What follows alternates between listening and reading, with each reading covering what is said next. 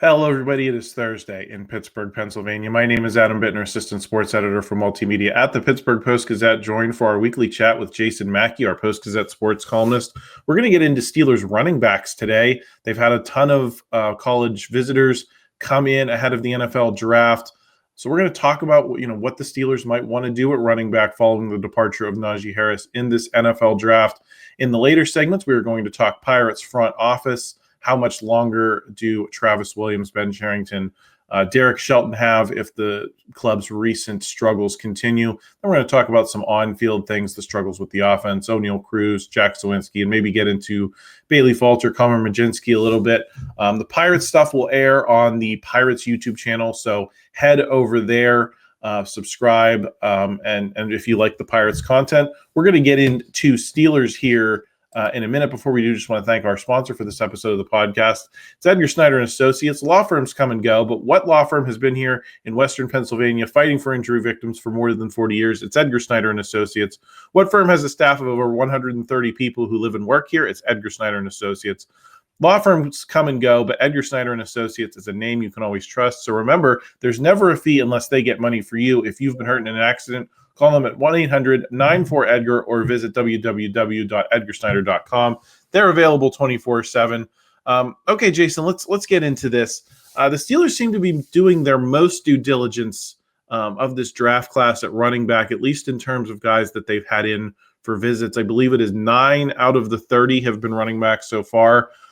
One of the only big names they haven't brought in is Ashton Jeanty, because I think a lot of people expect him to go well before number 21 overall. But otherwise, it's a pretty star-studded list.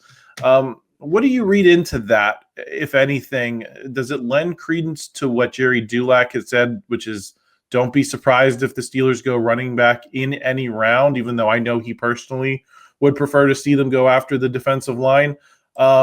Or do you look at the volume of running backs they've brought in and think that maybe they're going to make more of a later round play because this is a deeper running back class than we've seen in years past? Yeah, I think it's more the latter than the former, Adam. I mean, I think they need to be prepared for all outcomes. I agree with Jerry. I agree with you, and it's my own opinion. It's been my own opinion. They need to address another need in the first round. It's got to be defensive line for me, unless something really wacky happens. But defensive line is their biggest need, and that's where they should go.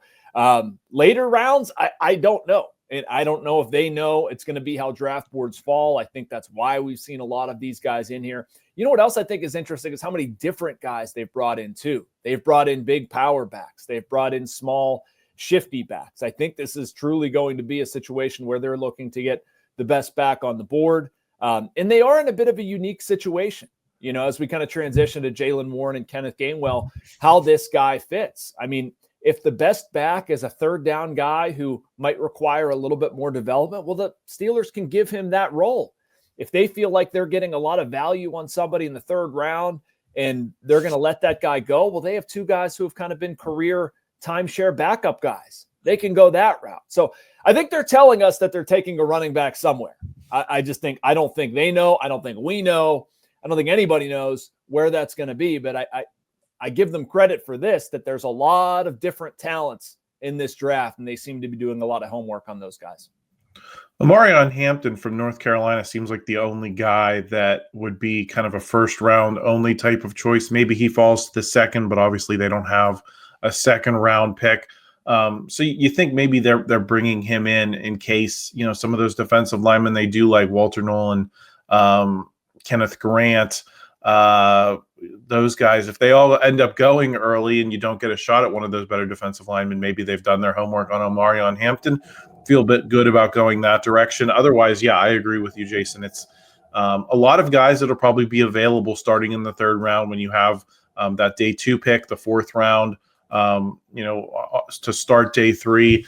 Lots of options. You mentioned Kenneth Gainwell and Jaylen Warren. I wanted to gauge your level of confidence in those guys, because I do think, you know, the direction they go somewhat hinges on how much you believe in those two in terms of leading the backfield. If you don't think they're going to lead the backfield, maybe you go earlier and get someone that they end up more so complimenting like they have at their previous stops. If you really like them, maybe you are finding a more situational type back. I think Bhayshul Tuten might be a good example of a guy who's really fast, maybe not the power back that some people might like to see, and he's a guy that might be able to help you on kick returns. So what's your level of confidence in those two, and how that might shape the conversation of who they end up taking? Well, I have two versions of this. I am very confident in their role to add backfield depth and work together towards something. And they've done that.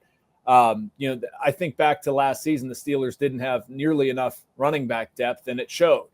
Are we asking one of those guys to carry the load solely? I have less confidence in that. I worry about Jaylen Warren and fumbles. Kenneth Gainwell has been a good, backup timeshare guy. He's never been the guy, and I don't think the Steelers should be asking him to be that guy. But it goes back to what I said earlier. I think that the strength is in numbers, and they have the ability to, whoever's on the board, whenever they pick, where they feel like they're getting the most value. Keep in mind, they have other needs to address too. You might be looking in that third round at a quarterback, at a wide receiver, at maybe a corner. I don't know. Then that's assuming you go defensive line in the first round. So you're having to constantly weigh value and player. So if they want to wait, I don't really have a problem with that. And that's what we're talking. Like Tuten fits that. Ollie Gordon from Oklahoma State to me fits that. Somebody who you can bring in here and maybe have a little bit of patience with. I don't think they'd get one of the two Ohio State guys before the third round. I'd be a little bit surprised, Judkins or Henderson. But you can take somebody in those later rounds and drop them into a three-person timeshare and be really good. I just don't think we should be asking any one of them, given where we're selecting, to be the guy. So you don't think, even if they let's maybe take Omarion Hampton out of it, but otherwise, do you not think that there's a 1,000-yard back that they could go to in 2025? I'd be surprised. I mean, we're saying Genty's off the board, right? Yes. Like Genty and Hampton are off the board, probably. Yeah. I'm looking at Henderson, Johnson, Sampson, Devin Neal. I mean, I see some guys who can contribute right away, but like a 1,000-yard back right away, Tuten would be a great situational guy. I like Ollie Gordon's my favorite of this bunch. I like his build. I like his running style. Scadaboo. They're good backs. It's just a 1,000-yard back right away that's going to supplant those two. I don't see it. I feel like you're going to, put them as part of a group and see how much they can do. What about those internal guys, though? Do you see Warren or Gainwell having that capability? Is a year one, like starting this year type of thing? Maybe these guys they bring in might grow into that eventually. But do you think those guys they have now have that capability? I don't, and it's not a mark against them. I just see them as like, the kind of guys that are going to put 600, 700, 800 yards up, and they're probably good with that. They might deal with some injuries. They might have some quiet periods. I think that's just what they are. And I don't think you're going to ask that much out of a run. Like, could one of these guys be a 1,000-yard back in 2 or 3 years? Yeah, I absolutely think that's the case. But do I think they're going to come in here and rush for 1,000 yards? I think that would be a little bit far-fetched. The same for Warren and Gainwell. Like, correct me if I'm wrong. I mean, neither of those two have done that at the NFL level. So, like, I feel like I'd be foolish to get in here and say Kenneth Gainwell is going to run for 1,000 yards when he's going to be at least sharing carries with Jaylen Warren. And then you're also, based on what they're showing us, with 9 of 30 being running backs, they're also going to be competing with a pretty good college prospect here. Their Steelers are going to want to give playing time to. Well, in that context, Jason, I know a lot of people, when we talk about the quarterbacks, are conscious of not repeating the Kenny Pickett mistake, maybe reaching for someone you could maybe get later because you need a quarterback. I think there's a lot of people who feel that way about the Najee Harris pick, and like the Steelers reached to get him, but he was a 1,000-yard back for the last 4 years. He was dependable. He stayed healthy for the most part. He didn't fumble. He did a lot of things very well. He just never kind of broke out the way I think a lot of people hoped. How do you think the Steelers view that pick in hindsight, especially when we're talking about the potential of a first-round running back? Do you think they look at it as a Kenny Pickett type mistake, or do you think they look at what they got from Najee Harris and said, we got value out of that first-round pick. We didn't have to worry about that position for 4 years. Maybe it didn't work out as well as we hoped, but we got a baseline level of production that was really good. Yeah, I don't think they look at it as a mistake, and I don't think they should look at it as a mistake. I mean, Najee Harris, relative to peers, I don't know if that's the right way of putting it, like, he was productive. He played every game. He ran really hard. Like, I understand why the marriage was better ended. Najee Harris wants something different. The Steelers want to go in a different direction, whatever. I just can't look at it and say that was a terrible pick. Like, he was a productive player. He had some good years here. It wasn't a swing and miss. I do think they missed with Kenny, but at the same time, like, put all that aside, I also don't think it's something they should repeat. Like, we're having this conversation about what these backs can do, what Najee Harris can do, what the upside is on any of the other guys we mentioned, like Dylan Sampson, Kaleb Johnson, Ollie, whatever. Like, I would much rather get one of the big 4 defensive linemen and fortify that part of my team and take my chances on any of those guys in the 3rd, 4th, or 5th rounds. I don't see the need to use a first-round pick on a running back unless, like, I am absolutely blown away. At least not in this draft, because the depth is there. You don't have to. Reverse that for a second. The Steelers really need a defensive lineman. Would it be worth it for them to, we're going to wait on the defensive line. We think we can get him in the 3rd, 4th, 5th round. We're going to take another position. Like, that doesn't make any sense. So that's where I'm coming at with it. Defensive line is a much greater need right now. At the time, I suppose Najee Harris was a need. He was productive. I just don't see a need to spend that type of pick on him right now. I think another relevant question of this conversation, Jason, is how much are the Steelers going to run? And this could probably be a whole podcast on what their offensive identity might be. But if Aaron Rodgers comes in here, he threw about 200 more times last season than the Steelers did. Is he signing, by the way? Well, come on, man. I'm just going to operate under the assumption that he is until there's a declarative statement one way or the other. But just for the sake of conversation, let's say that's the direction they've seemed to want to go. So let's say they go that direction. They bring Aaron Rodgers in. How many carries are available for these guys?